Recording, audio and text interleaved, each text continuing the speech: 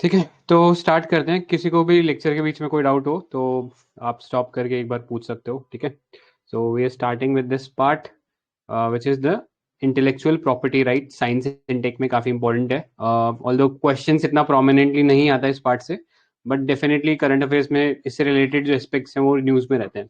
तो एक बार जो पुराना टॉपिक था उसको रिवाइज कर लेते हैं। ठीक है, so intellectual property basically is a category of property that includes intangible creation of human intellect। मतलब इंसान ने अपना दिमाग लगा के अगर कोई चीज बनाया है जिसमें उसने कुछ इनोवेशन किया है, तो ऐसी प्रॉपर्टीज को या ऐसे प्रोडक्ट को हम इंटेलेक्चुअल प्रॉपर्टी बोलते हैं।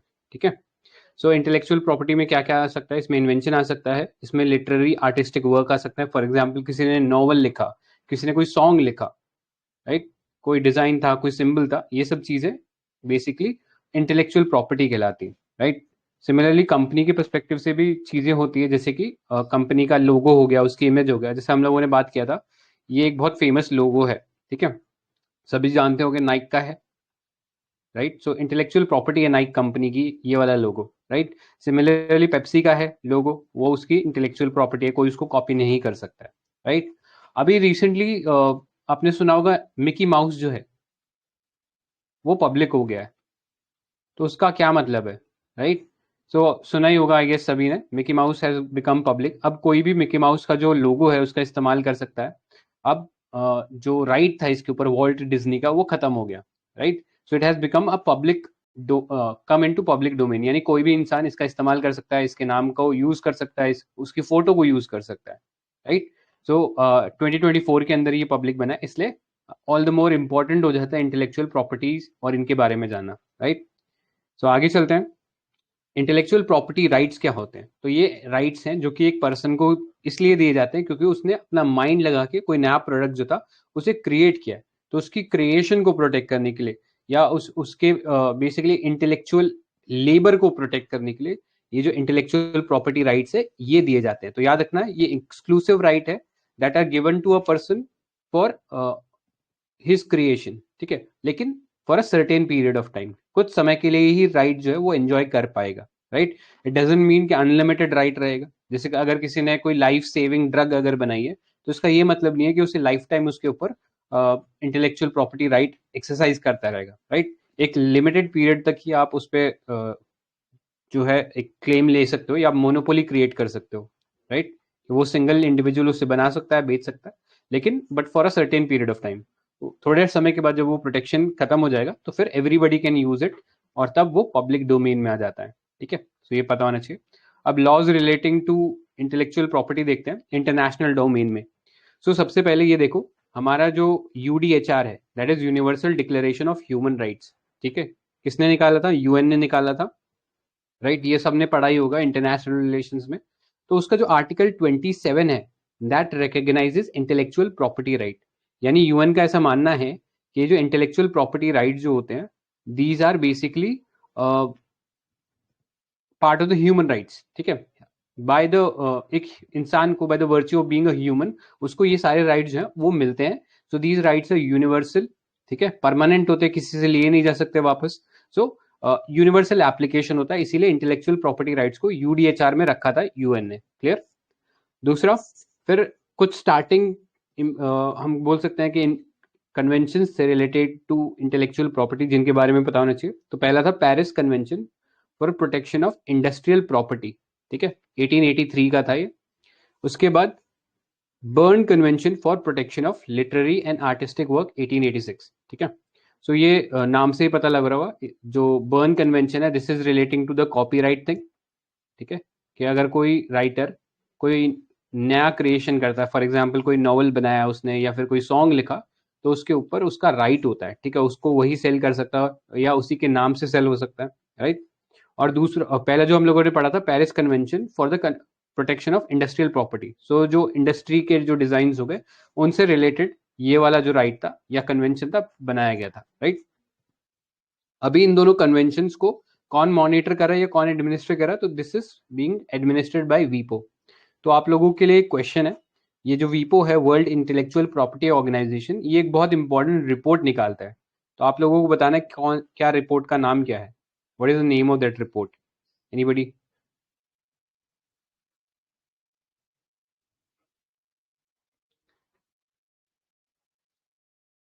किसी को पता है? Innovation index.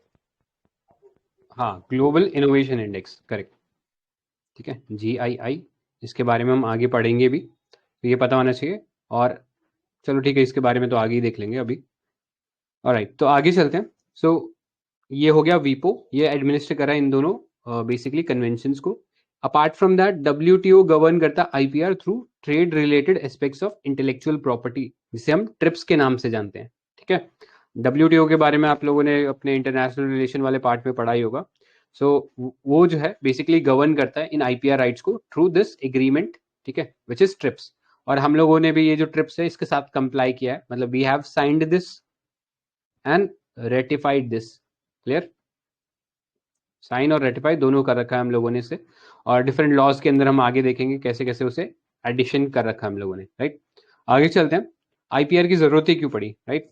अगर आपसे सवाल आए कि why do we need IPRs, तो आपके पास जवाब होना चाहिए। तो उसमें पहला है एनकरेज इनोवेशन, राइट। कोई इंडिविजुअल अगर अपना जो राइट है, बेसिकली एक इंडिविजुअल अपना एक इंटेलेक्चुअल लेबर करता है, ठीक है, अपना माइंड से वो चीज़ों को क्रिएट करता है, बहुत सारे रिसर्च करता है, हिट एंड ट्रायल करता है, तब जाके वो एक फाइनल प्रोडक्ट बना पाता है, राइट।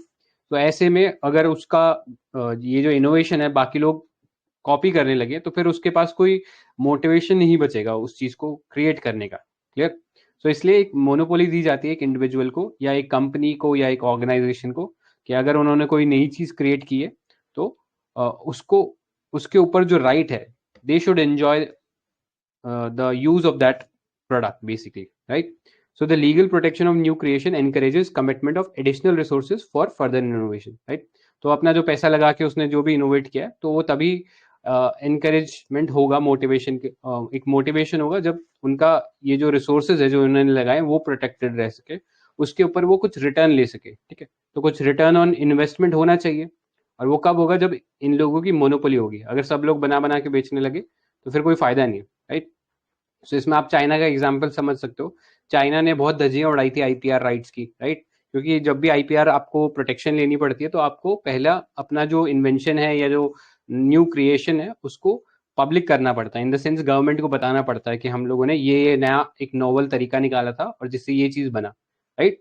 सो इस तरीके से कई बार जो है गवर्नमेंट के पास, जब चाइनीज गवर्नमेंट के पास ये सारे पब्लिक हुए इनोवेशन, तो उन्होंने फिर बाकी जो कंपनीज थी अपनी उनको लीक कर दिया वो सब कुछ, ठीक है। तो इसीलिए बोला जाता है IPR जो रिजीम है वो चाइना में स्ट्रांग नहीं है।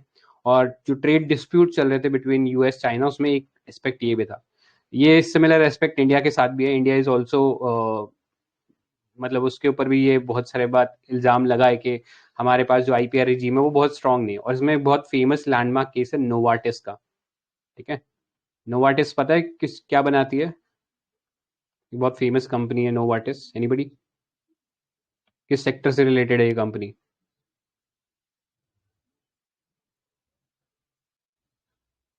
तो कोई बात नहीं।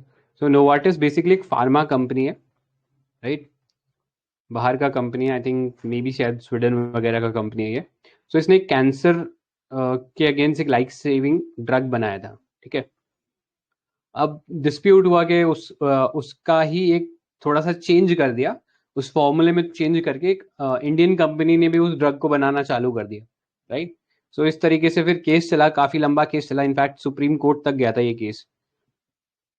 तो आप समझ सकते हो कितनी लंबी डिस्प्यूट चली थी, और फाइनली जो ऑर्डर आया था वो नोवार्टिस के अगेंस्ट आया था, राइट। सुप्रीम कोर्ट का ऐसा कहना था कि जो ड्रग जो बनाया गया उसमें ज्यादा कुछ नॉवल नहीं था, यानी कुछ यूनिक ऐसा आर्टिफिशियल एडिशन नहीं था, राइट। तो ये बोल के ये जो क्लेम था इसको नकार दिया गया, और इससे एक तरीके से जो फार्मा इंडस्ट्री थी, इंडियन फार्मा इंडस्ट्री, उसको भी काफी बूस्ट मिला। अगर ये जो केस था ये नोवार्टिस के फेवर में चला जाता तो इंडिया की जो मेडिसिन या ड्रग या जो फार्मा इंडस्ट्री है उसको एक उस पर एक बहुत एडवर्स इम्पैक्ट हो सकता था, राइट। सो वो हम कह सकते हैं कि नेशनल इंटरेस्ट में फैसला था हमारे लिए, बट IPR के पर्सपेक्टिव से थोड़ा सा एक नेगेटिव इमेज क्रिएट कर दिया इंडिया के लिए, राइट। बट एनीवेज अपने को तो अपना वाला ध्यान रखना है, ठीक है। सो आगे चलते हैं। एनकरेज इनोवेशन एक पॉइंट हो गया, दूसरा है इकोनॉमिक ग्रोथ। सो यहाँ पे promotion and protection of intellectual property Spurs economic growth, creates new job and industry and enhances quality and enjoyment of life, ठीक है। सो बेसिकली ये जो प्रमोशन हो रहा है इंटेलेक्चुअल प्रॉपर्टी से, इससे इकोनॉमिक ग्रोथ होगी, which will lead to more jobs, more industry and better living standard for all, ठीक है। सो अगेन इनोवेशन का एक डायरेक्ट एप्लीकेशन है या इम्प्लीकेशन है ऑन द इकोनॉमिक ग्रोथ, ठीक है, क्लियर है। Next, it safeguards the right of the creators in the sense कि आईपीआर जिसने भी जिन लोगों ने भी मिलकर कोई भी नया इंटेलेक्चुअल इनोवेशन किया है, राइट, सो उनका जो राइट है उसको प्रोटेक्ट करना है, ठीक है। लाइक देयर गुड्स और सर्विसेज जो भी उन्होंने बनाया, तो उसके ऊपर एक सर्टेन टाइम पीरियड के लिए आप उन्हें कंट्रोल दे रहे हो, राइट। उसके बाद तो फिर पब्लिक बना ही सकती है, right. Next, ease of doing business है। अगर हम आईपीआर जो है उसको प्रमोट करते हैं तो इससे इनोवेशन और क्रिएटिविटी बढ़ेगा, और कंपनीज जो है उनको भी एक इंसेंटिव मिलेगा कि वो अपने जो भी इंटेलेक्चुअल प्रॉपर्टी बनाएंगी वो प्रोटेक्टेड रहेंगी, राइट। उनके जो इंटेलेक्चुअल प्रॉपर्टी राइट्स हैं वो इन्फ्रिंज नहीं होंगे, right. So that way it will ensure ease of doing business, ठीक है। Last is technology transfer. तो कोई भी कंपनी होती है या कोई लेट्स से गवर्नमेंट होती है, वो तभी ट्रांसफर करना चाहती है टेक्नोलॉजी जब उसे पता है कि वो चीज प्रोटेक्टेड हैंड्स में रहेगी, राइट। फॉर एग्जाम्पल आपको पता है जैसे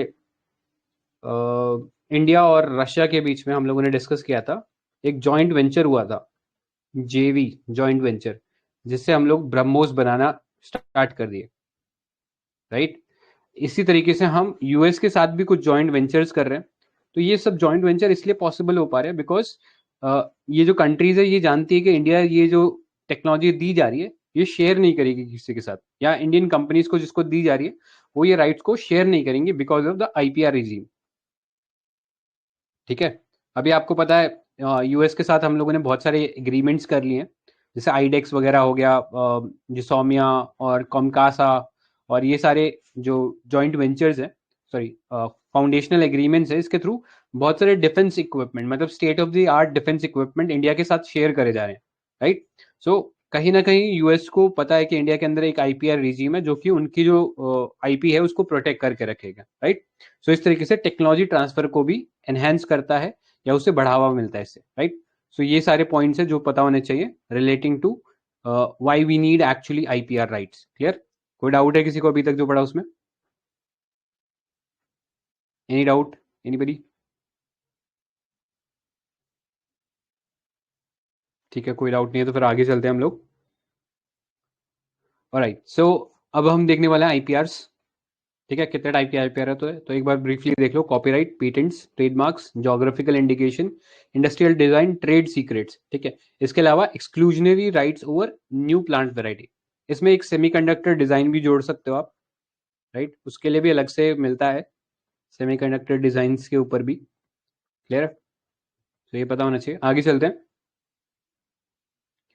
अब देखते हैं कॉपीराइट को, ठीक है। तो कॉपीराइट आपने कई बार सुना होगा, यूट्यूब पे आजकल कॉपीराइट स्ट्राइक आते हैं, वहां पे सुना होगा। इसके अलावा कई बार लोग गाना चुरा के बना देते हैं, ठीक है। जैसे टोनी कक्कड़ है, उस पर कई बार एलिगेशन रखते हैं कि उसने इधर से उधर से ट्यून जो है वो थोड़ा करके बना दिया, नया सॉन्ग बना दिया ऑल टुगेदर, ठीक है। सो इस तरीके से आज सुनते ही रहते हो आप। So simply it means it is a describe the rights that a creator have over their own literary and artistic work, ठीक है। अगर किसी क्रिएटर ने अपना कोई नॉवल लिखा है या फिर कोई सॉन्ग लिखा है, तो उन सब के ऊपर अपने आर्टिस्टिक वर्क के ऊपर उसे एक राइट मिलता है, right. So this may range from book, music, painting, sculptures, films, computer databases, advertisement, technical drawing, इन सब के ऊपर कॉपीराइट मिलता है आपको, राइट। सो सिंपली आपने एक प्रोडक्ट क्रिएट कर दिया, और आपका अगर कहीं पे ऐसा रेफरेंस है कि आपने जहां से ये इंश्योर हो सके कि आपने ये खुद बनाया है, right. So from that period up to the age of, मतलब जब तक वो जिंदा है ऑथर तब तक कॉपीराइट रहता है, and after his death a minimum period of 60 years, right. So जब तक ऑथर है तब तक कॉपीराइट है, plus 60 year beyond his death वो जो राइट है वो अंडर रहेगा इस ऑथर के, राइट। उसके मरने के बाद उसके जो भी नॉमिनीज होंगे, फैमिली मेंबर्स होंगे, वो इस राइट को एक्सरसाइज कर सकते हैं, कॉपीराइट को, ठीक है। तो ये पता होना चाहिए। इंडिया में जो कॉपीराइट है this is govern by the copyright act 1957, ठीक है। सो ये याद रखना, काफी पुराना एक्ट है हमारे पास कॉपीराइट से रिलेटेड। सो ये एक्ट के अंदर हम लोग कॉपीराइट जो है उसको बेसिकली टैकल करते हैं या मैनेज करते हैं। क्लियर? नेक्स्ट चलते हैं पेटेंट्स के ऊपर।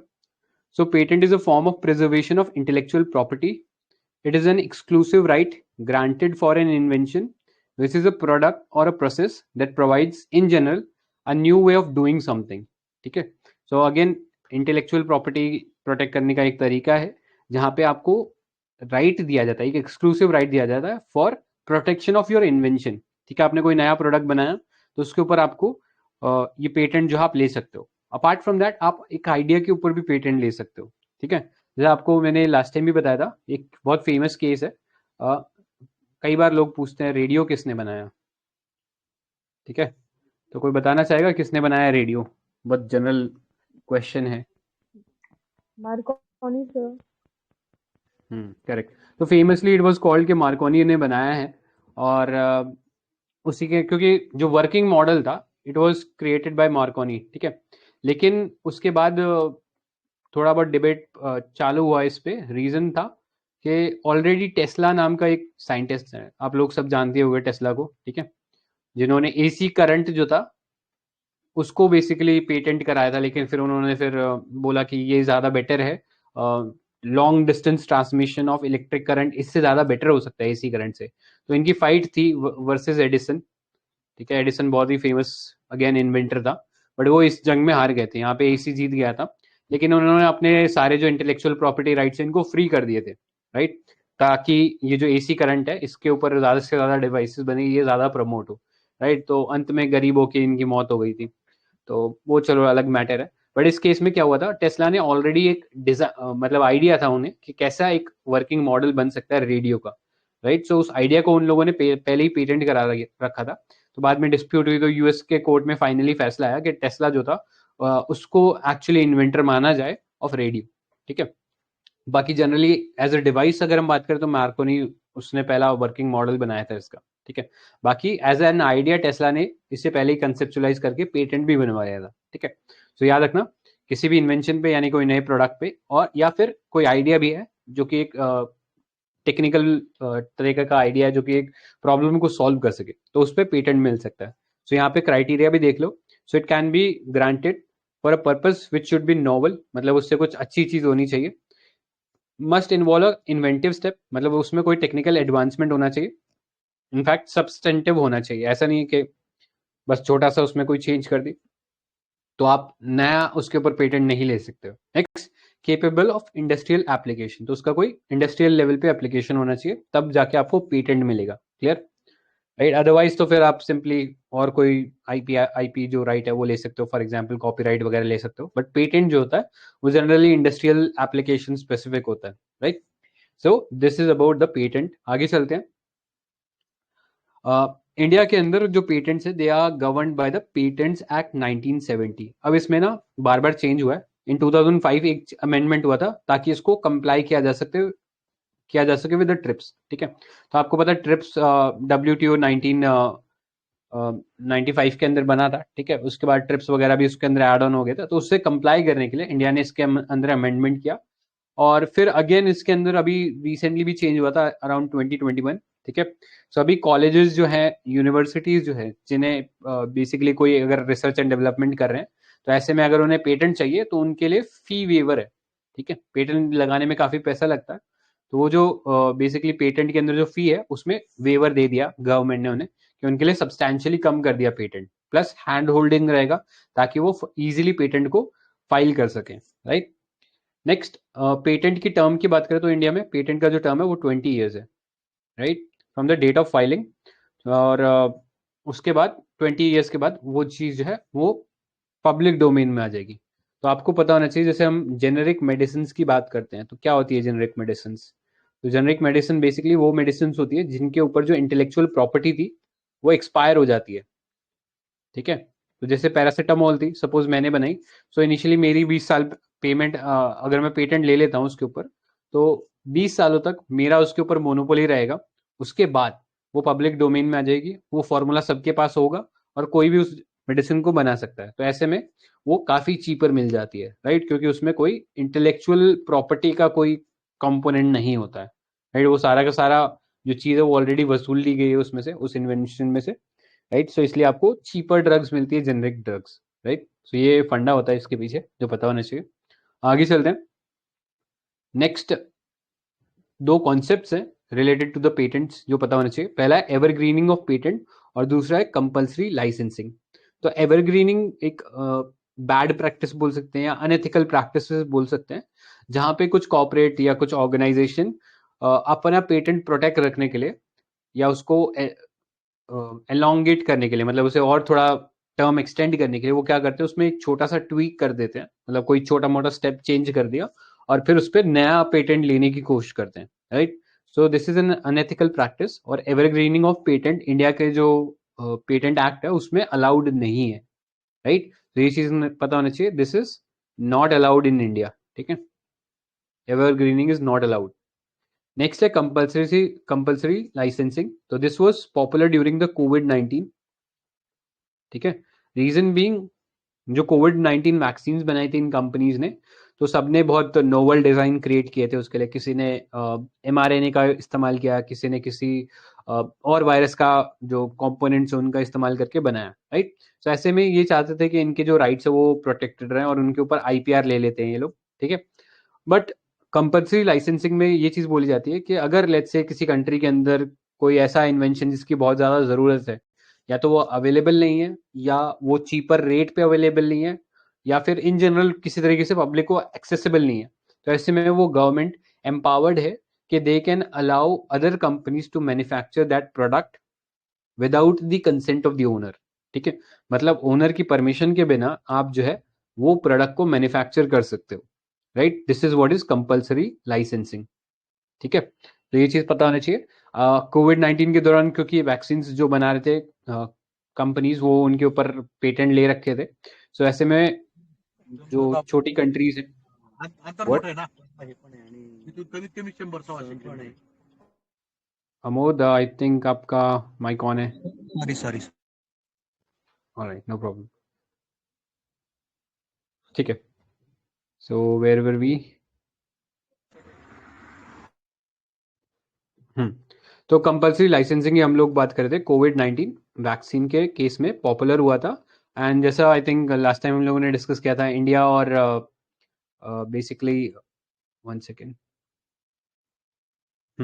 इंडिया और south Africa basically compulsory licensing के लिए एक तरीके से वाउच कर रहे थे कि ये चीज़ होनी चाहिए, बट फिर अल्टीमेटली नहीं हुआ बिकॉज सभी को ऑलरेडी काफ़ी कम रेट में जो थी, जो वैक्सीन थी वो अवेलेबल हो चुकी थी, राइट, थ्रू डिफरेंट इनिशिएटिव्स। कहीं पे जो चैरिटेबल फाउंडेशन हैं उन लोगों ने हेल्प किया, तो कहीं पे जो यूएन की एजेंसीज हैं उन लोगों ने हेल्प किया, ठीक है। तो ये पता होना चाहिए। आगे चलते हैं। अब ये याद रखना, इंडिया का जो पेटेंट्स एक्ट है प्लस जो डब्ल्यूटीओ का ट्रिप्स है, दोनों के अंदर अलाउड है कंपल्सरी लाइसेंसिंग, ठीक है। तो कंपल्सरी लाइसेंसिंग कर सकते हैं प्रोवाइडेड कि कंट्री के अंदर वो जो चीजें हैं वो, या वो जो गुड है वो अवेलेबल नहीं है, तो आप अलाउ कर सकते हो बाकी कंपनीज को मैन्युफैक्चर करने के लिए। लेकिन ये चीज याद रखना, इसमें सेलिंग अलाउड नहीं है, मतलब उससे एक्सपोर्ट करना या फिर उसको प्रॉफिट कमाना, प्रॉफिट मोटिव के लिए उसका यूज करना, दैट इज नॉट अलाउड। फिर वो आपको डब्ल्यूटीओ में ले जा सकते हैं for violating the norms of trips, ठीक है। तो ये पता होना चाहिए। एक्सपोर्ट वगैरह अलाउड नहीं है उन गुड्स का। आप अगर डोमेस्टिक कंजम्पशन के लिए चाहिए तो उसके लिए यूज कर लो उसे, ठीक है। और वो भी बहुत जरूरी सिचुएशन में, ऐसा नहीं है कि मन करा तो फिर यूज करने लगे, clear. So that you should know. आगे चलते हैं। Next is GI tag. तो जोग्राफिकल इंडिकेशन, ये बेसिकली एक रिकग्निशन दिया जाता है to goods like agriculture, natural और manufactured products originating from a definite geographical territory. मतलब एक स्पेसिफिक एरिया से कोई ऐसा प्रोडक्ट आ रहा है जो कि एग्रीकल्चरल है या नेचुरल है या फिर किसी तरीके से मैन्युफैक्चर्ड है, तो वो जो गुड है वो बेसिकली जीआई टैग ले सकता है, ठीक है। और वो यूनिक जो जोग्राफिकल लोकेशन है उसकी वजह से उसमें कुछ यूनिक कैरेक्टरिस्टिक आते हैं। जैसे हम लोगों ने डिस्कस किया था कश्मीर का जो सैफरन है, राइट, उसे जीआई टैग मिला हुआ है, राइट। फिर हम लोगों ने कांडमल हल्दी की बात किया था, ठीक है, उड़ीसा का है ये। बनारसी साड़ी हम लोगों ने डिस्कस किया था, ठीक है। तो ये जो चीज़ें हैं ये बेसिकली जीआई टैग के कुछ एग्जाम्पल हैं। तो ऐसे नए नए जीआई टैग्स आते रहते हैं, तो you have to keep an eye for them, ठीक है। अपने आर्ट एंड कल्चर में भी वो इंपॉर्टेंट हो जाता है। तो इसलिए आईपीआर के पर्सपेक्टिव से भी, प्लस आर्ट एंड कल्चर वाले पार्ट में भी काफ़ी बार आप करंट अफेयर्स में देखते हो ये सारी चीज़ें, ठीक है। तो इसलिए पता होने चाहिए। Next, GI tag conveys N assurance of quality and distinctiveness of a product. मतलब वो जो प्रोडक्ट है उसमें एक सर्टेन क्वालिटी है क्योंकि वो एक सर्टेन जगह से आ रहा है, राइट। सो कश्मीर का सैफरॉन फेमस है, ऐसे ही कांडमल जो उड़ीसा की जो हल्दी है वो भी काफ़ी फेमस है बिकॉज उसमें कुछ यूनिक प्रॉपर्टीज होती है, because they are coming from that location, correct. So इसीलिए इन जगहों के नाम में आप मतलब इन प्रोडक्ट्स के नाम में आगे आप उन जगह का नाम भी देखोगे, राइट। तो ये सिग्निफाई करता है कि ये जो चीज़ है ये स्पेसिफिक उस लोकेशन से आई है। सिमिलरली एक बहुत फेमस एग्जाम्पल है आगरे का पेठा, सभी लोगों ने सुना होगा, ठीक है। आगरे का पेठा जो है एक बहुत स्वीट डेलिकेसी है, originating from the Agra region. लेकिन प्रॉब्लम क्या हो रही थी फिर, यूपी में सब लोग ये आगरे का पेठा बेचने लग गए थे, राइट। तो ऐसे में जो कंज्यूमर था उसको एक तरीके से बेवकूफ बनाया जा रहा था, करेक्ट। वो कोई भी प्रोडक्ट बना के उसके ऊपर टैग लगा देते थे कि दिस इज फ्रॉम या ये जो है आगरे का पेठा है। लेकिन वो चीज जो थी कंज्यूमर के पर्सपेक्टिव से गलत थी, right. It was like a fraud with the consumers, right. तो उसको एक तरीके से प्रोडक्ट जो है उसकी इंटीग्रिटी इंश्योर करना, प्लस जो कंज्यूमर है उसको एक इन्फॉर्म्ड चॉइस मिलना, ठीक है। उसके लिए हम लोगों ने जीआई जो टैग है इसको बेसिकली लेके आए। सो इससे जो एरिया के लोग हैं जो स्पेसिफिक एरिया में रह रहे हैं सिर्फ वही इस राइट को यूज कर पाएंगे, ठीक है। और कोई जो प्रोड्यूसर है they can not misuse the name, clear. So इस तरीके से जीआई जो प्रोटेक्शन है ये मिलता है। So it also provides comfort to the customers about the authenticity of that product, right. तो ऐसे सुना होगा पश्मीना शॉल्स भी होते हैं दिल्ली के अंदर, सर्दियों में अगर आप जाओगे तो आपको वो दुकानों पे रेडियो पे भी बेचने वाले मिल जाएंगे, बोलेंगे पश्मीना शॉल है, बट वो एक्चुअली होता नहीं है, राइट। सो ऐसे जो कंज्यूमर्स है उनके साथ ठगी ना हो इसके लिए ये जीआई टैग जो है काफ़ी इंपॉर्टेंट हम बोल सकते हैं कि एक आईपीआर है जिसके थ्रू हम कंज्यूमर के लिए ये इंश्योर कर सकते हैं कि वो एक ऑथेंटिक प्रोडक्ट जो है वही परचेज करे, ठीक है। सो ये पता होना चाहिए इसके बारे में। आगे चलते हैं। अब इंडिया के अंदर जो जीआई इंडिकेशन है this is govern by the geographical indication of goods act 1999, ठीक है। तो याद रखना ये एक्ट है, और ये जो रजिस्ट्री है, जो ऑफिस है जहाँ पे ये actually geographical indication registry register होते हैं, it is located in Chennai, ठीक है। जीआई टैग का भी टाइम पीरियड होता है, it is valid for a period of 10 years, लेकिन उसके बाद आप इसे वापस रिन्यू कर सकते हो for a period each of 10 years, ठीक है। हर 10 साल के इंटरवल पे आप इसे वापस रिन्यू करा सकते हो, राइट। सो याद रखना this is a community right. In fact हम लोगों ने पीवाईक्यू भी देखा था, तो यूपीएससी का एक पीवाईक्यू था 2015 का, ये तो सिंपल ही है, राइट। बनारस ब्रोकेड आपसे पूछा हुआ था, एंड सारीज, राजस्थान दाल बाटी चूरमा एंड तिरुपति लड्डू। तो ये एक सवाल हम लोग देख चुके थे, इसका आंसर जो था दैट वाज सी, ठीक है। दाल बाटी चूरमा के ऊपर कोई जीआई टैग नहीं है, इन दोनों के ऊपर जीआई टैग है, तिरुपति लड्डू पे है, और बनारस जो साड़ीज है उनके ऊपर जीआई टैग अवेलेबल है, ठीक है। फिर एक और क्वेश्चन था 2018 का। So this was India enacted the GI, that is geographical indication of goods act 1999 in order to comply with the obligations to. तो आपको ये पता होना चाहिए था, इसका जो आंसर था दैट वाज डब्ल्यूटीओ, ठीक है। सो 2018 में सवाल पूछा गया था। आगे एक और सवाल आएगा, ठीक है। तो वहाँ पे उसको थोड़ा सा आप लोगों के लिए ओपन करूंगा मैं, बट अभी तो ये पुराने देखे हुए थे इसलिए हम थोड़ा फास्ट करें। नेक्स्ट है ट्रेडमार्क्स। तो trademark is a sign capable of distinguishing the goods और services of one enterprise from those of the other enterprises, ठीक है। यानी एक कंपनी है, लेट्स से एक सेक्टर है, फॉर एग्जांपल सॉफ्ट ड्रिंक्स का हम लोगों ने बात किया था, वहां पे आपके पास पेप्सी है एंड कोक है, ठीक है, कोको कोला है। तो ऐसे में दोनों कंपनी सेम प्रोडक्ट बेच रही है, तो एक दूसरे से अपने आप को डिफरेंशिएट करना चाहते हैं, राइट। तो एक तरीका हो गया कि हम लोगो बना लें, ठीक है, और ये अपना एक अलग लोगो बना लेगा, ठीक है। लेकिन इसके अलावा भी और कुछ चीज़ें कर सकते हो, फॉर एग्जांपल कोको कोला की एक बहुत ट्रेडमार्क बॉटल है, ठीक है, जो ग्लास की जो बॉटल आती है, ठीक है। अब तो देखने में नहीं मिलती, लेकिन जब शुरू में स्टार्ट हुए थे तो एक ऐसा बॉटल आता था, ठीक है। इसका बहुत फेमस बॉटल था, तो इस बॉटल का जो शेप है इस पे भी इन लोगों ने ट्रेडमार्क ले रखा था, करेक्ट। तो अपने आप को डिस्टिंग्विश करना चाहते थे अपने गुड्स को या सर्विसेज को, उसके लिए अगर आप कोई चीज क्रिएट करते हो तो उस पर आप ट्रेडमार्क ले सकते हो, राइट। वो आपके प्रोडक्ट का नेम हो सकता है, ब्रांड नेम हो सकता है, लोगो हो सकता है, या टैगलाइन हो सकती है, कुछ भी हो सकता है, ठीक है, but that should be unique. Next, trademarks in India are governed by Trademarks Act 1999, which was amended in 2010, ठीक है। सो अगेन ट्रिप्स के साथ कंप्लाई करने के लिए इसे भी अमेंड किया गया था। So it legally differentiate a product और services from all other of its kind and recognises source companies ownership of the brand, ठीक है। तो कंपनी की जो ओनरशिप है उस ब्रांड की, उसे रिकॉग्नाइज करने में या उसे डिफरेंशिएट करने के काम आती है, राइट। एक फेमस एग्जाम्पल इंडिया में था महिंद्रा का, ठीक है। तो इनिशियली महिंद्रा ने कुछ गाड़ियां निकाली थी विद द नेम जीप, ठीक है। बट बाद में जब ये जो जीप यूएस की एक कंपनी है, राइट, वो जब इंडिया में एंटर हुई तो फिर उन्होंने ये बेसिकली इनके अगेंस्ट केस किया कि ये जो जीप है ये हमारा जो नाम है उसका इस्तेमाल हो रहा है, तो ये नहीं होना चाहिए, राइट। तो फिर महिंद्रा ने अपनी जो गाड़ियां हैं उनका नाम चेंज करा, ठीक है। फिर थार और वो सब जो है आने लग गई, क्लियर। सो इसलिए ये जो ट्रेडमार्क्स है इसका रियल लाइफ भी हम देख सकते हैं, एग्जाम्पल बहुत सारे आपको मिल जाएंगे, ठीक है। सो ये केस पता होना चाहिए। आगे चलते हैं। Although the trademarks do not expire, the owner must regular use of it in order to receive protections associated with it, ठीक है। तो वैसे तो एक्सपायर नहीं होते, लेकिन ओनर को यूज करना पड़ेगा उन प्रोडक्ट्स को, ताकि इसके ऊपर जो प्रोटेक्शन है ये कंटिन्यूड रह सके, राइट। तो ये चीज पता होनी चाहिए। आगे चलते हैं। ऑलराइट, आई थिंक ये वाला क्वेश्चन भी हम लोगों ने देख लिया था, तो एक बार क्वेश्चन पढ़ देता हूँ। In order to comply with TRIPS agreement, India enacted Geographical Indication (GI) Act 1999. The difference between trademark and GI is, ठीक है। तो GI और ट्रेडमार्क के बीच में डिफरेंस पूछा हुआ था।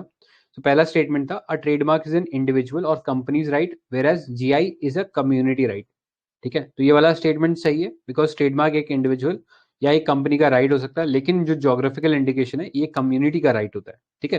क्योंकि बहुत सारे लोग उस एरिया में रह रहे होंगे, तो उन सबके पास ये राइट है कि वो जीआई का इस्तेमाल कर सकते हैं, right. Next, a trademark can be licensed whereas geographical indication can not be license. तो यस, ये चीज भी सही है, इन द सेंस के आप लाइसेंस नहीं ले सकते हो जीआई टैग के ऊपर, कोई एक इंडिविजुअल लाइसेंस नहीं ले सकता उसका। जो ट्रेडमार्क है उसमें एक सिंगल जो कंपनी है उसके ऊपर लाइसेंस ले सकती है, ठीक है। Next, a trademark is assigned to the manufactured good whereas GI is assigned to agriculture products and handicraft only, ठीक है। तो यहाँ पे हम लोगों ने देखा था मैन्युफैक्चर्ड गुड्स के ऊपर भी लिया जा सकता है जीआई, तो फॉर दैट रीजन जो थर्ड स्टेटमेंट था ये गलत था, राइट। सो करेक्ट आंसर इसका 1 and 2 ओनली होना था, क्लियर। तो ये 2010 का क्वेश्चन था, ठीक है। अब आगे चलते हैं। आई थिंक ये वाला पार्ट से हम लोग स्टार्ट करने वाले थे। इंडस्ट्रियल डिजाइन देखो, तो industrial design basically constitutes ornamental और aesthetic expect of a article और ऑब्जेक्ट।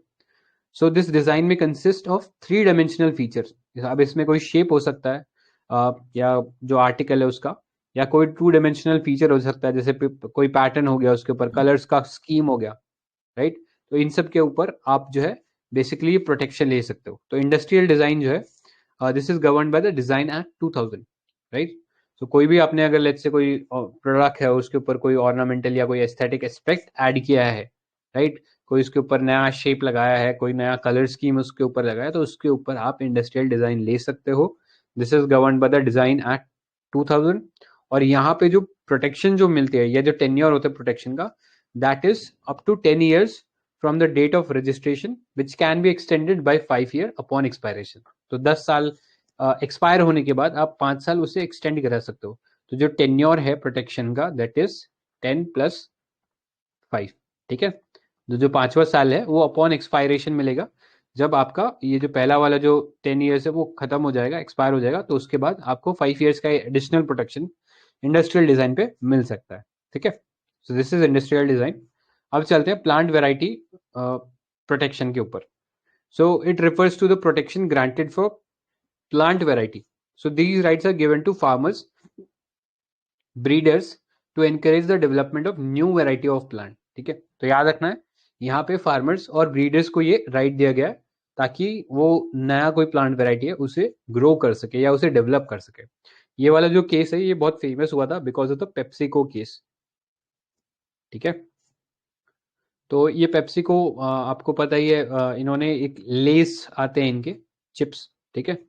सो उसके लिए एक बहुत खास एक डेवलप पोटैटो था इनके पास। वो कॉन्ट्रैक्ट फार्मिंग के थ्रू गुजरात के कुछ फार्मर से ये ग्रो करवा रहे थे।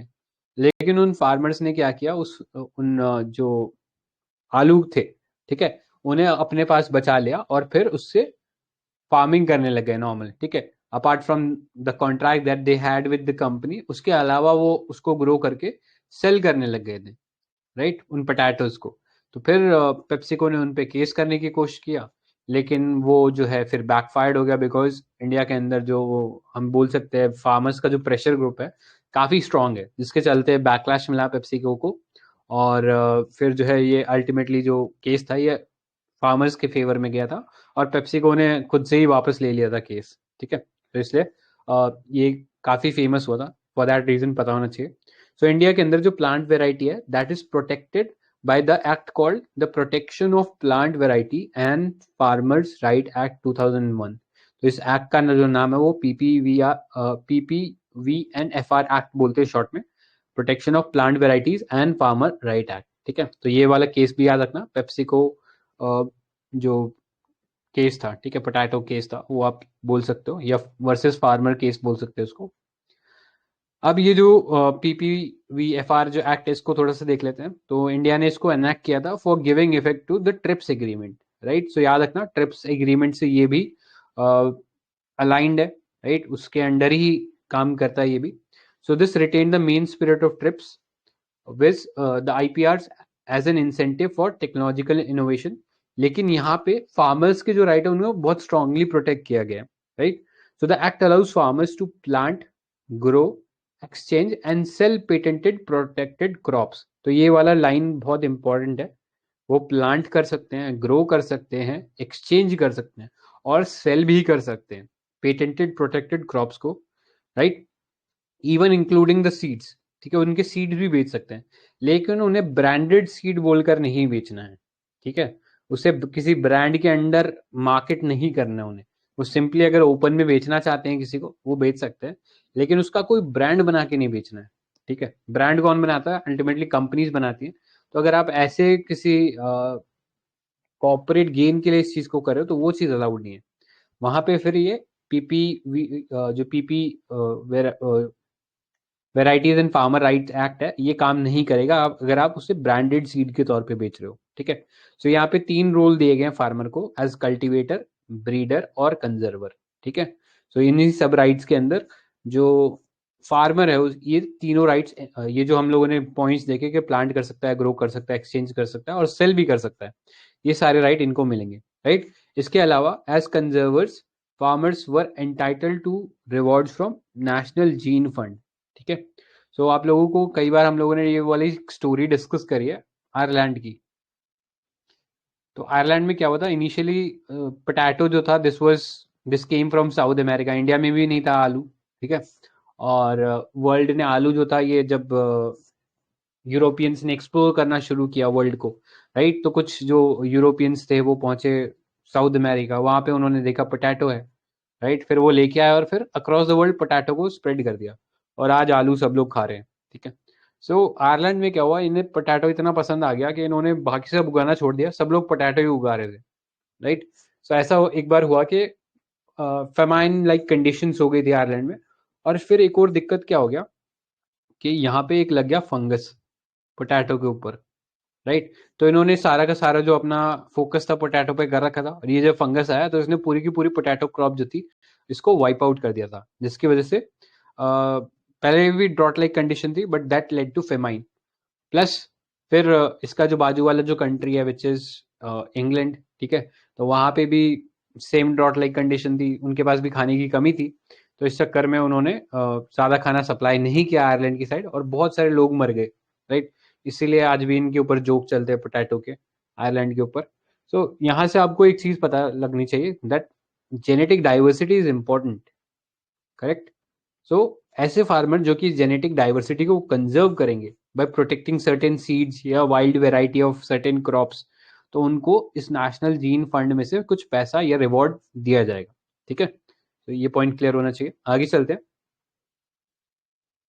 नेक्स्ट, इस जो राइट है इसके अंदर भी जो प्रोटेक्शन होती है वो कितने टर्म तक मिलती है ये पता होना चाहिए। तो यहाँ पे आप देख सकते हो जो ट्रीज और जो वाइन्स है, वाइन्स मतलब जो क्रीपर्स होते हैं जैसे कि ग्रेप फ्रूट बोलो, तो यहाँ पे आपको प्रोटेक्शन मिलती है 18 years from the date of registration. तो इनिशियली ये 9 साल की होती है but that could be extended by 9 years, तो टोटल 18 होगी। बाकी अदर क्रॉप्स के लिए आपको मिलती है 15 years from the date of registration, तो ये 6 + 9 रहेगा। एंड और कोई एक्सटेंट वेराइटी है तो 15 from the date of notification under the seeds act 1966। ठीक है, तो ये है टेन्योर ऑफ प्रोटेक्शन। अब ये जो हमारा जो plant protection of plant variety and farmer right act है, this is in conformity with the international union for protection of new varieties of plants. ठीक है, 1978 के साथ अलाइंड है। सो ट्रिप्स के अंडर भी अलाइंड है और इसके अंदर भी अलाइंड है, that is international union for protection of new plant variety 1978। ठीक है, तो ये याद रखना। बट यहाँ पे जो ट्रिप्स वाला है उसके अंदर कंपनीज के लिए या जो बेसिकली जो कंजर्वर्स है उनके लिए थोड़ा सा राइट ज़्यादा पावरफुल है, बट इंडियाज में उसमें ज़्यादा पावर जो है फार्मर्स को दिया गया है। ठीक है, एक चीज और याद रखना, फॉर एग्जाम्पल इस एक्ट के अंदर फार्मर्स के ऊपर केस हो जाता है, राइट, तो उस केस के अंदर फार्मर्स के ऊपर अगर प्रोसीडिंग चलती है तो they will not be liable to pay any fees, यानी उन्हें कोई फीस पे करने की जरूरत नहीं पड़ेगी अगर इस एक्ट के अंदर उनके ऊपर कोई केस होता है तो। ठीक है, तो यही चीज याद रखनी है, दिस इज वेरी इंपॉर्टेंट। ठीक है, चाहे वो किसी ट्राइब्यूनल के अंडर हो या किसी हाई कोर्ट के अंडर हो, वहां पे उन्हें के ऊपर कोई फीस नहीं लगेगी। So that is all you need to know about the PPVFR act. Clear, आगे चलते हैं। ठीक है, अब हमारे सारे जो इंटेलेक्चुअल प्रॉपर्टी थी वो हम लोगों ने डिस्कस कर लिया, राइट। अभी तक जो पढ़ा उसमें कोई डाउट है, कोई क्वेश्चन है तो पूछिए।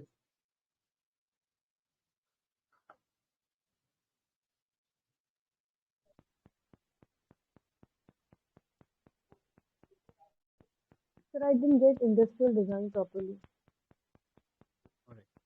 ठीक है, Please सो re-explain it. हाँ, इंडस्ट्रियल डिज़ाइन में बस ऐसा ही है कि अगर लेट्स से कोई आपके पास प्रोडक्ट है, उसके ऊपर आपने कोई यूनिक लेट्स से कोई लोगो क्रिएट किया है या उसका एक कोई यूनिक एस्थेटिक फीचर क्रिएट किया है, ठीक है, तो उसके ऊपर आपको प्रोटेक्शन मिलेगा, राइट। आपका वो जो लेट्स से कोई भी डिज़ाइन है उसको कोई और कॉपी नहीं कर सकता है, इतना ही है इसके अंदर। Sir, difference between copyright and industrial design? मतलब दोनों ही आर्टिस्टिक वर्क के लिए हो गए फिर तो। हाँ, बट इस केस में we are specifically talking about something related to the industrial products, right. जैसे कॉपीराइट वगैरह बोलते हैं ना, तो वहां पे हम exclusively we are not talking about some industrial product, यही डिफरेंस है इसके अंदर।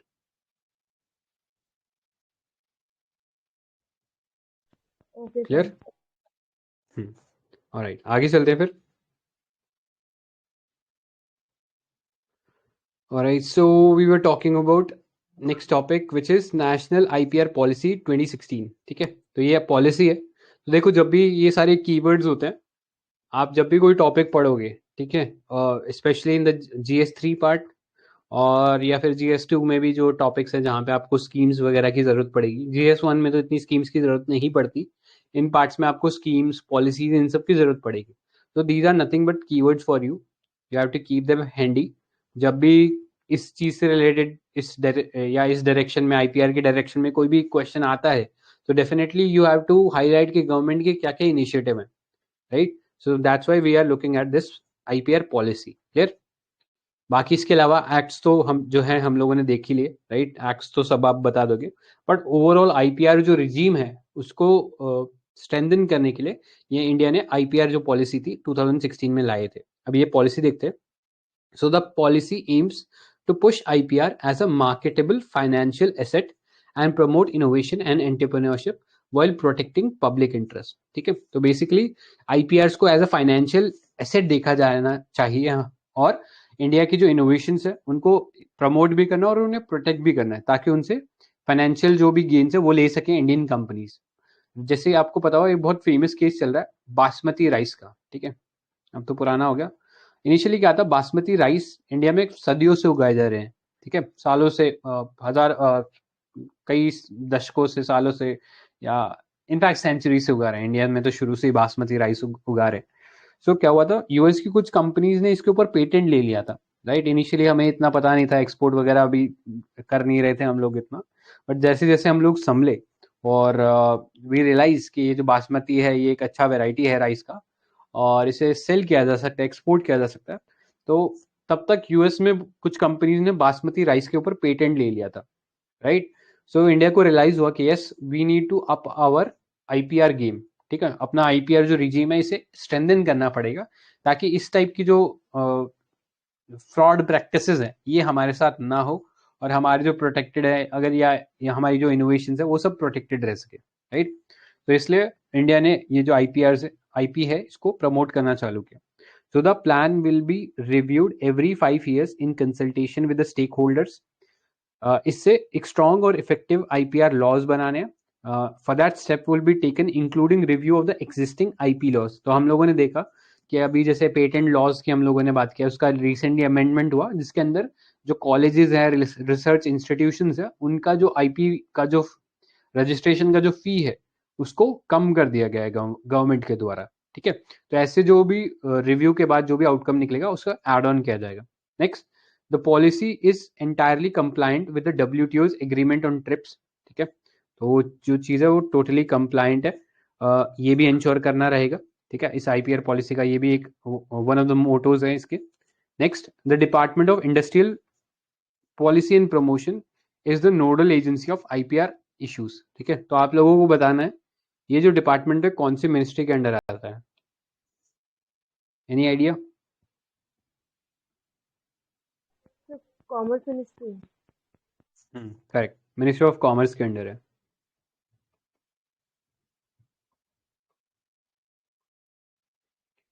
So the policy retains the provision on compulsory licensing as well as preventing evergreening of drug patents, ठीक है। तो ये वाला पॉइंट हम लोगों ने डिस्कस किया था कि बेसिकली कंपल्सरी लाइसेंसिंग अलाउड है बट एवरग्रीनिंग अलाउड नहीं है, ठीक है। तो ये वाला चीज इस पॉलिसी के अंदर भी रिफ्लेक्ट होता है। और यस, तो यही था ब्रॉडली पॉलिसी के बारे में। मतलब पॉलिसी में वही ब्रॉड फ्रेमवर्क होता है, उसमें कोई ऐसा कॉन्क्रीट स्टेप नहीं होता कि ये चीज़ आपको इस टाइम तक करनी है, ऐसा इसमें कुछ नहीं है। बस एक ब्रॉड फ्रेमवर्क है जो इस आईपीआर पॉलिसी ने दिया है, राइट। जो चीज़ें आप वैसे भी कॉमन सेंस से सोच सकते हो वही सब चीज़ें इसके अंदर भी लिखी हुई है, ठीक है। बस एज अ कीवर्ड आपको यूज करना है कि हाँ हमारे पास एक आईपीआर पॉलिसी है जो कि बेसिकली आईपीआर जो हमारा कंट्री के अंदर जो रिजीम है उसे स्ट्रेंथन करने की बात करती है। क्लियर? आगे चलते हैं। नेक्स्ट, हम लोगों ने बात किया था वीपो के बारे में, वर्ल्ड इंटेलेक्चुअल प्रॉपर्टी ऑर्गेनाइजेशन। तो ये अपने आप में एक सेल्फ फंडिंग एजेंसी है अंडर द यूनाइटेड नेशंस, ठीक है। हेडक्वार्टर का है जिनेवा में, इसका हेडक्वार्टर है। अब वो एस्टैब्लिश हुआ, ये स्टेट वगैरह के लिए इंपॉर्टेंट है, यूपीएससी तो इतना नहीं पूछता है बट देख लो। It was establish in 1967 and entered into force in 1970, right. So intellectual property को कैसे प्रमोट करना है, उससे रिलेटेड क्या क्या इनोवेशंस हो रहे हैं, तो वो सबके साथ डिस्ट्रीब्यूट करना इसका काम है, राइट। और दो जो क्रूशियल कन्वेंशन थे वो हम लोगों ने स्टार्टिंग में देख लिए थे, Paris convention which was for protection of industrial property and Berne convention for protection of literary and artistic work. तो आप लोगों को बताना बर्न कहाँ पे है, where is this place Berne located, anybody? कहाँ पे है बर्न? कनाडा का। नहीं, वो तो मॉन्ट्रियल था, कनाडा तो। बर्न कहाँ है?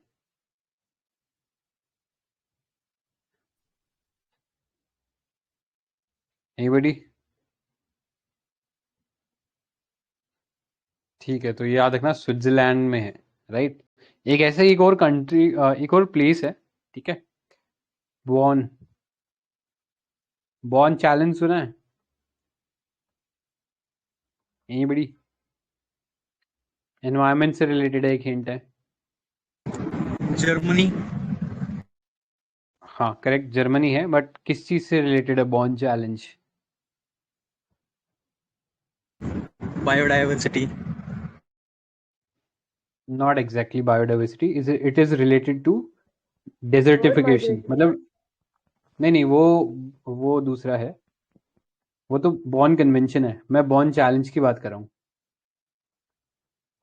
Born challenges related to desertification, मतलब इसमें we are trying to reverse desertification, ठीक है। तो इसके बारे में पढ़ना, बॉर्न चैलेंज के बारे में आप लोग, ठीक है। अगर एनवायरमेंट वाला पार्ट नहीं पढ़ा तो वहाँ पे तो डेफिनेटली पढ़ोगे आप इसके बारे में। So that you need to know about this, ठीक है। बॉर्न चैलेंज डेजर्टिफिकेशन से रिलेटेड, मतलब कई बार क्या होता है बर्न बॉर्न ना कंफ्यूजन हो जाता है, तो एट टाइम्स ज्यादातर जो आंसर आते हैं उसमें जर्मनी वाले ही आते हैं, तो इसलिए मैं ये एक एडिशनल फैक्ट बताया। ऑलराइट, आगे चलते हैं। नेक्स्ट है हमारे पास ग्लोबल इनोवेशन इंडेक्स, जिसकी हम लोग बात कर रहे थे स्टार्टिंग में। सो इंडिया की अभी रैंक, करंट रैंक इसमें 40 है, राइट। यूपीएससी के अभी 2-3 सालों से तो नहीं पूछे, नहीं तो रैंकिंग्स जो थी वो हमेशा पूछता था, या रिपोर्ट जो थी वो हमेशा पूछता था, ठीक है। मे बी वो ट्रेंड वापस रिपीट कर दे।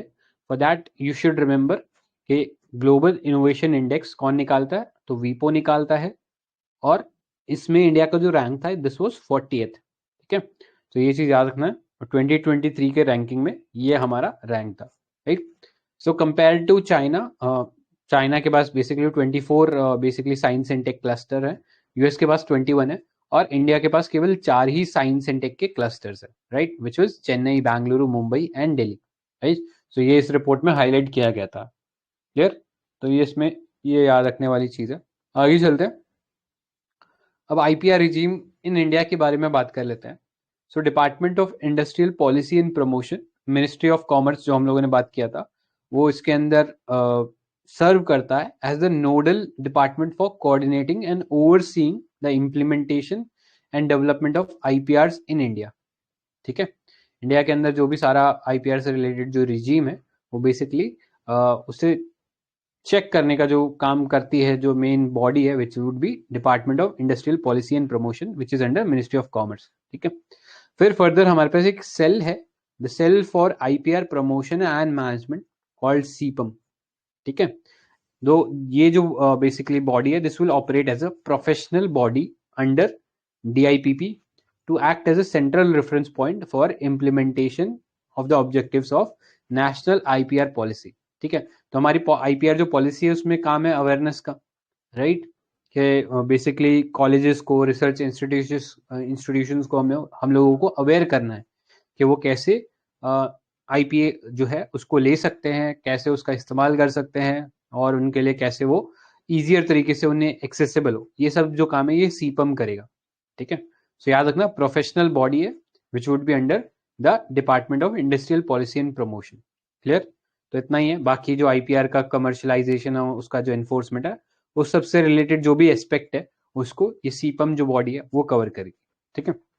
अब रिलेटिंग टू स्पेसिफिक एक्ट्स अगर आप देखना चाहो तो यहाँ पे आप देख सकते हो, जोग्राफिकल इंडिकेशन रजिस्ट्री हम लोगों ने स्टार्टिंग में देख ली थी, चेन्नई के अंदर है इसका ऑफिस, तो अगर किसी को जीआई लेना है तो उसको इस बॉडी के पास जाना पड़ेगा, right. Then we have the trademark registry at Calcutta, Delhi, Mumbai, Chennai, Ahmedabad.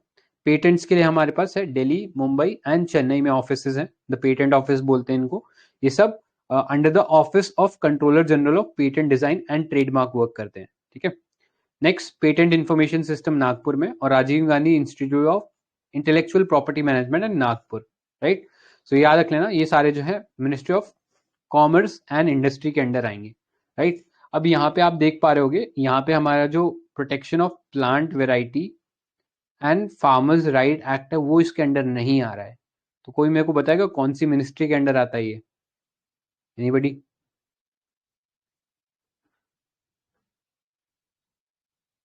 क्या लग रहा है वो कौन सी मिनिस्ट्री के अंडर आना चाहिए? एनवायरमेंट। नोप, फार्मर्स की बात हो रही है ना। तो एग्रीकल्चर होगा तो फिर मिनिस्ट्री ऑफ एग्री के अंडर आएगा, ठीक है। सो ये मिनिस्ट्री ऑफ एग्री के अंडर है, बाकी सारे जो है that you will see under the commerce and ministry of commerce, right. एक और है हम लोगों ने जिसके बारे में बात नहीं किया, बट वो इतना सिग्निफिकेंट नहीं है, राइट। जनरली हम लोग इन्हीं सब के बारे में बात करेंगे, राइट। डिजाइन और इंडस्ट्रियल डिजाइन वगैरह भी इतना इंपॉर्टेंट नहीं, बट वो डिजाइन वाला भी आपको पेटेंट ऑफिस के अंदर ही मिल जाएगा। एक सेमीकंडक्टर डिजाइन वाला अलग होता है, ठीक है। सेमीकंडक्टर चिप का जो डिजाइन होता है उसके लिए भी आप प्रोटेक्शन ले सकते हो। वो सेमीकंडक्टर डिजाइन कौन सी मिनिस्ट्री के अंडर आएगा, तो that would come under the ministry of electronics and IT, ठीक है, वो मेटी के अंडर आएगा। राइट। सो ये ब्रॉडली जो स्ट्रक्चर है हमारा इंटेलेक्चुअल प्रॉपर्टी के प्रोटेक्शन से रिलेटेड जो भी स्ट्रक्चर है वो आपके लिए यहाँ पे गिवन है, ठीक है।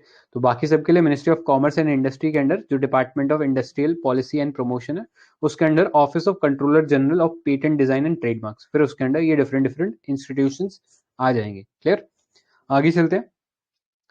अब हम लोगों ने बात कर लिया डिफरेंट टाइप के आईपीज की। Now let's talk about protection of traditional knowledge. तो जैसे मैंने आपको स्टार्टिंग में बताया था कि बासमती राइस इंडिया में सदियों से उगाया जा रहा है, लेकिन फिर भी उसका जो है एक तरीके से मिसयूज या एक तरीके से अनएथिकल प्रैक्टिस थी कि यूएस में कुछ कंपनीज ने उसके ऊपर पेटेंट ले लिया, राइट। तो ऐसे में इंडिया की जो ट्रेडिशनल नॉलेज है, राइट, आयुर्वेद और ये सब जो है इनके अंदर काफी इंपॉर्टेंट जो है हम कह सकते हैं नॉलेज है, जिसका बाकी कंपनीज जो है या जो एमएनसीज हैं वो नेगेटिव इस्तेमाल कर सकते हैं, राइट। तो उनको रोकने के लिए ऐसी अनएथिकल प्रैक्टिसेस को रोकने के लिए और इंडिया की जो ट्रेडिशनल नॉलेज है वो उसे प्रोटेक्ट करने के लिए ये इंडिया ने एक कुछ इनिशिएटिव्स लिए हैं जो हमें पता होना चाहिए। So starting with the first one, तो यहाँ पे आप देख सकते हो the traditional knowledge digital library TKDL। सो ये basically Indian digital knowledge repository है, यानी एक रेपोजिटरी या एक रजिस्ट्री हम लोगों ने तैयार किया जहाँ पे सारी की सारी जो भी इंडिया की जो ट्रेडिशनल नॉलेज है उसे डिजिटल फॉर्म में डाला जाएगा, right, specially about the medicinal plants and formulation of Indian system of medicine. For example अब आप ऐसे समझो, फॉर एग्जाम्पल कोई आयुर्वेदिक मेडिसिन थी जो सदियों से इंडिया में यूज हो रही थी। अब एक कोई फार्मा कंपनी आती है, वो उस दवाई के बारे में पढ़ती है, उसके केमिकल कॉम्बिनेशन निकालती है और फिर उससे एक नया ड्रग बना के बेचने लग जाती है, राइट। सो ऐसे में इंडिया की जो ट्रेडिशनल नॉलेज है उसका गलत इस्तेमाल हो रहा है, कोई और फॉरेन कंपनी इंडिया के वो बेनिफिट्स है वो ले रहे हैं, तो दैट इज रॉन्ग। तो उसको रोकने के लिए हम लोगों ने क्या किया कि हमारी जो भी ट्रेडिशनल नॉलेज है उसे डिजिटल फॉर्म में हम लोगों ने एक उसकी डायरेक्टरी या एक रजिस्ट्री क्रिएट कर दी, ठीक है, जहाँ पे सारे मेडिसिनल प्लांट्स से रिलेटेड जो भी फॉर्मुलेशन है, राइट, उनका क्या यूज है वो सब पहले से ही गिवन रहेगा, राइट। सो इससे होगा क्या, राइट, सो इससे होगा ये जो भी कोई लेट्स से पेटेंट ग्रांट होने के लिए किसी कंट्री के अंदर किसी जो पेटेंट ऑफिस है उसके पास कोई ऐसी एप्लीकेशन आती है जहाँ पे ये चीजें अगर यूज हो रही हैं तो वो उस चीज को रोक सकती हैं, उस पर पेटेंट ग्रांट नहीं करेंगी, राइट। तो ऐसे इंडिया की जो ट्रेडिशनल नॉलेज है उसका अगर कोई गलत तरीके से इस्तेमाल करेगा तो वो इसके थ्रू रुक जाएगा, right. So this was set up in 2001 as a collaboration between CSIR and ministry of AYUSH, ठीक है। तो ये पता होना चाहिए मिनिस्ट्री ऑफ आयुष और CSIR के बीच में ये चालू हुआ था। एंड ऑब्जेक्टिव इसका यही था कि प्रोटेक्ट करना है हमारी एंशियंट और ट्रेडिशनल नॉलेज को फ्रॉम एक्सप्लॉयटेशन थ्रू बायोपायरेसी। तो ये टर्म एक कीवर्ड बोल सकते हो आप, इन द सेंस कि पायरेसी जो हो रही थी अभी, जैसे आपने सुना कि कोई मूवी पायरेसी की हम लोग बात करें तो वो बेसिकली कॉपीराइट इन्फ्रिंजमेंट था। लेकिन अगर कोई बायोलॉजिकल कंपोनेंट्स की अगर पायरेसी कर रहा है या उसका अनएथिकल यूज कर रहा है, अनऑथराइज यूज कर रहा है, ठीक है, तो उसे हम बायोपायरेसी बोलेंगे, right. So it's a keyword that you should use अगर ट्रेडिशनल नॉलेज से रिलेटेड कुछ आता है तो, ठीक है। सो ये याद रखना है। Apart from that the non patent database serves to foster modern research based on traditional knowledge, ठीक है। तो ये जो नॉन पेटेंटेड डेटाबेस है ये मॉडर्न रिसर्च करने में, लेट्स से अगर उसके ऊपर कोई डेवलपमेंट करना है तो उसके लिए अलाउड होगा। So it basically simplifies the access to this vast knowledge of remedies और प्रैक्टिसेस। लेकिन ये कॉमन जो मैन है उसको अवेलेबल नहीं है, राइट। कोई कंपनी जो है उसी को अवेलेबल रहेगा इसका एक्सेस, अदरवाइज डायरेक्टली कोई एक्सेस नहीं कर सकता है, ठीक है। कोई पेटेंट ऑफिस वगैरह अगर कोई एप्लीकेशन ऐसा डालते हैं then only they can access it, right. So ये याद रख लेना। This was traditional knowledge digital library. ये जो है प्रोडक्ट डिजाइन किया गया है by Indian government to protect the Indian traditional knowledge, ठीक है। तो ये पता होना चाहिए। नेक्स्ट बाकी तो आई डोंट थिंक इसमें कुछ खास है। हाँ, एक चीज और इसमें एडिशनल है that it intends to act as a bridge between information recorded in ancient Sanskrit and patent examiners, ठीक है। सो प्रॉब्लम क्या हो रहा था, बहुत सारे जो इंडियन टेक्स्ट है वो संस्कृत या ऐसी कोई ऑब्सक्योर लैंग्वेज में जो कि बाकी दुनिया नहीं जानती है, right. When they think of India तो वो संस्कृत के बारे में नहीं सोचते हैं, लेकिन ज्यादातर हमारी जो ट्रेडिशनल नॉलेज है वो संस्कृत में है या फिर तमिल में है, राइट। तो इतनी ज्यादा लोग उनके बारे में नहीं जानते और इस कारण कई बार जो है पेटेंट एग्जामिनर जो होते हैं उनको चेक नहीं कर पाते। तो इसलिए हमारा कोशिश ये है कि इस TKDL से हम मल्टीपल लैंग्वेजेस में, तो अभी आई थिंक ये 5 लैंग्वेजेस में है TKDL, इसमें इंग्लिश हो गया, जर्मन हो गया और स्पेनिश वगैरह हो गया, तो ये सब लैंग्वेजेस में अभी अवेलेबल है, राइट। तो और भी लैंग्वेजेस में इसको एक्सपैंड करने की कोशिश की जा रही है, ठीक है। तो ये याद रखना TKDL के बारे में। अब एक PYQ देख लो, ठीक है, इसका आंसर आप लोगों को बताना है। Question was like this, with reference to national intellectual property rights policy consider the following statement. पहला था, it reiterates India's commitment to Doha development agenda and the TRIPS agreement. दूसरा था, department of industrial policy and promotion is the nodal agency regarding intellectual property in India. ठीक है, तो आप लोग बताइए क्या आंसर होना चाहिए था इसका। C. What? C option sir, both. हाँ correct, C was the answer. तो वो पता होना चाहिए था दोनों, क्योंकि दोनों चीज़ें हम लोगों ने अभी पढ़ी हैं, सही है, ठीक है। एक और क्वेश्चन था इससे, 2019 का ये क्वेश्चन है। I am putting this question in the channel itself. तो चैनल में देखो और ये क्वेश्चन मुझे बताओ क्या होना चाहिए था इसका आंसर। 1 सेकेंड। सो चैनल में देखो, question is like this, consider the following statement. पहला स्टेटमेंट था, according to the Indian patents act a biological process to create a seed can be patented in India. ठीक है, this was statement 1। Next was, in India there is no intellectual property appellate board. Third was, plant varieties are not eligible to be patented in India. ठीक है, आपको बताना है इसमें से कौन सा करेक्ट था। क्या लग रहा है आइडिया? मतलब आप ये बता दो इसमें कौन कौन सा स्टेटमेंट, या एक सेकंड रुको, अभी आंसर मत करना, मैं ऑप्शंस भी डाल देता हूँ इसके अंदर।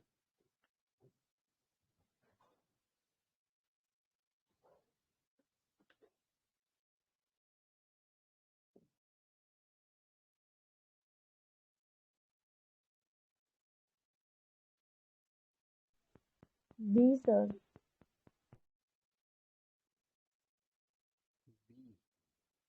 These 2 and 3 only।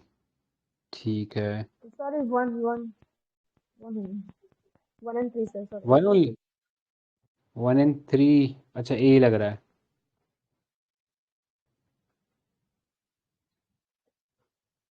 ऑलराइट, तो देखो इसका आंसर जो था दैट वाज सी। सी इसका करेक्ट आंसर था, दैट इज 3 ओनली। ठीक है, तो थर्ड तो आपको पता है, जो थर्ड है, plant varieties are not eligible to be patented in India, right. तो ये आपको पता होना चाहिए, प्लांट वेराइटी जो है हम लोग उसमें एज सच पेटेंट नहीं लेते, वो PPVFR जो एक्ट है उसके अंडर आएगा वो। ठीक है, तो प्लांट वेराइटी वाला जो एक्ट था उसके अंडर ये जो चीज़ है बेसिकली आएगी, राइट। सो या इनफैक्ट हमारा जो पेटेंट्स एक्ट है that excludes the patentability of plants and animal in the whole or in part other than micro organisms. ठीक है, तो उसमें सीड्स या उसकी जो वेराइटीज है उसके ऊपर तो एज सच पेटेंट ऑफर नहीं होता है। ठीक है, सो इसलिए स्टेटमेंट 1 वाज इनकरेक्ट, कि आप जो है biological process to create a seed जो है उसके ऊपर पेटेंट नहीं ले सकते हो। नेक्स्ट जो इंटेलेक्ट प्रॉपर्टी अपीलेट बोर्ड है, दिस ये वाला जो टर्म है ये वाला भी इस सेंस में गलत है कि हमारे पास जो है इसके अंदर रिजॉल्व होते हैं अपील रिगार्डिंग इंटेलेक्ट, जो ट्रेडमार्क एक्ट हो गया और जोग्राफिकल इंडिकेशन एक्ट हो गया, तो उसके अगेंस्ट अपील कर सकते हो, right. So yes we have intellectual property appellate board in India. ठीक है, तो याद होना चाहिए कौन से एक्ट्स के अंडर है, तो ये जितने भी GI और जो ट्रेडमार्क्स एक्ट है उसके अंडर आप अपील कर सकते हो उनके डिसीजंस पे। एंड थर्ड जो था, plant varieties are not eligible to be patented, तो यस ये चीज़ सही है। ठीक है, हमारे पास ऐसा कोई लॉ नहीं है अभी जिसके थ्रू इसे पेटेंट किया जा सके, राइट। जो प्रोटेक्शन हमें मिलती है दैट प्रोटेक्शन जो प्लांट वेराइटीज के लिए मिलती है वो plant variety protection and farmers right के अंडर मिलती है। ठीक है, so for that reason correct answer जो था इस केस में that was C only. Clear है? कोई डाउट है किसी को?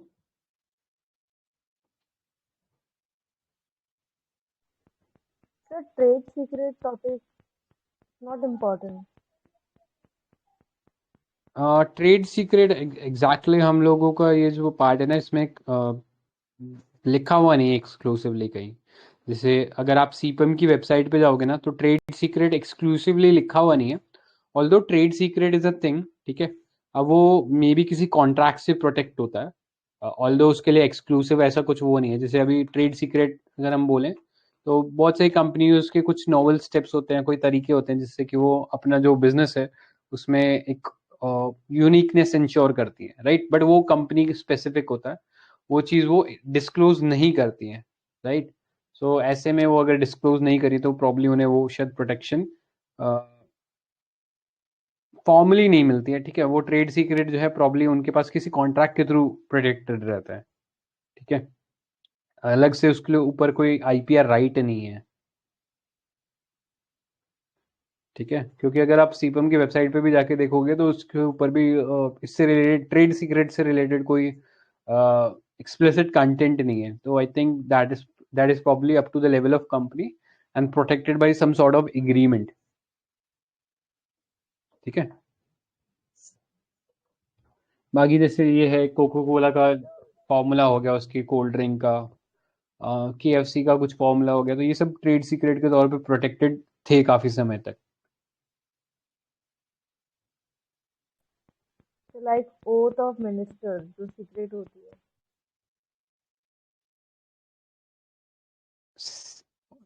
मिनिस्टर्स की ओथ, लेकिन वो आईपी थोड़ी होती है दैट। आप वैसे कहना चाह रहे हो क्या trade secret? Just an example sir. अच्छा, एग्जाम्पल, हाँ हाँ, ठीक, करेक्ट करेक्ट। हाँ, मतलब वो वैसे चीज है कि आपको कंपनी लेवल पे नहीं बताना, वो चीज वैसे डिस्क्लोज नहीं करना। तो that could be protected by some sort of an agreement और कोई कॉन्ट्रैक्ट के थ्रू होगा। Otherwise explicitly there is no intellectual property related to trade secret as such, ठीक है। हम्म। तो जो इंडस्ट्रियल डिजाइन में आपने कॉपीराइट वाला पॉइंट बताया था, उसके अकॉर्डिंग बस 10 साल के लिए कॉपीराइट होगा। नहीं, कॉपीराइट तो टोटली डिफरेंट है ना। इंडस्ट्रियल डिजाइन डिफरेंट है, कॉपीराइट डिफरेंट है। कॉपीराइट तो that is up to the age of the author, मतलब उसकी जो लाइफ टाइम है प्लस 60 ईयर्स तक रहता है।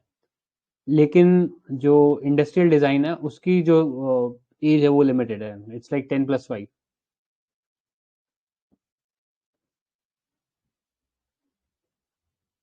ये है ना इंडस्ट्रियल डिजाइन एक्ट, तो इसका जो टेन्योर है ये लिमिटेड है,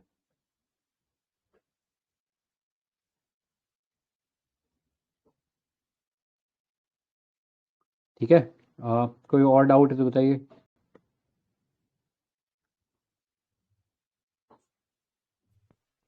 तो जो प्लांट वैरायटी में हमें प्रोटेक्शन मिलता है उस एक्ट के अंदर, उसके लिए भी कोई टर्म होता है? हाँ, उसके लिए टर्म था ना, यहाँ पे देखो, ये रहा टर्म। ट्रीज के लिए अलग है। ट्रीज और वाइन्स जो होते हैं बेसिकली क्रीपर्स, जैसे ग्रेप्स वगैरह हो गया, तो उनके लिए 18 ईयर्स का जो प्रोटेक्शन है वो मिलता है। इनिशियली 9 + 9 ईयर्स, ठीक है। अदर क्रॉप्स के लिए अगेन यहाँ पे 15 है, पहले 6, but extendable by 9 years. And extent notified varieties, तो यहाँ पे 15 ईयर्स मिलेगा from the date of notification of variety under the seeds act 1966, right. तो सपोज आप कोई फार्मर हो, आपने कोई नई ब्रीड कल्टीवेट करी है, ठीक है। सो आप उसके ऊपर इस राइट के अंडर प्रोटेक्शन ले सकते हो, you are eligible for taking protection under this right. Apart from that, let's say वही पेप्सिको वाला केस है कि पेप्सिको ने आपको आलू उगाने को दिया और फिर आपने क्या किया, कुछ उसके बीज बचा के आप खुद के लिए प्रोड्यूस करने लगे वो आलू, और फिर बाकी जो बाहर आपके लेट्स से एरिया के अंदर और कोई फ्रेंच फ्राइज बनाने वाला था या कोई चिप्स वाला था, उसको आपने बेचने चालू कर दिया, तो उस केस में भी आप प्रोटेक्टेड रहोगे इस राइट के अंडर। तो ये वाला जो राइट, ये जो basically protection of plant varieties and farmers जो एक्ट है, ये थोड़ी सी पावर जो है फार्मर्स को ज्यादा देता है, राइट। जो इंटरनेशनल ट्रिप्स के अंदर भी जो लॉ बने हुए हैं वो थोड़े से कंपनी और फार्मर के बीच में बैलेंस है, लेकिन हमारे वाले के अंदर फार्मर को बहुत ज्यादा राइट है इसके अंदर, ठीक है। Yes sir. ऑलराइट, और कोई डाउट किसी टॉपिक से रिलेटेड?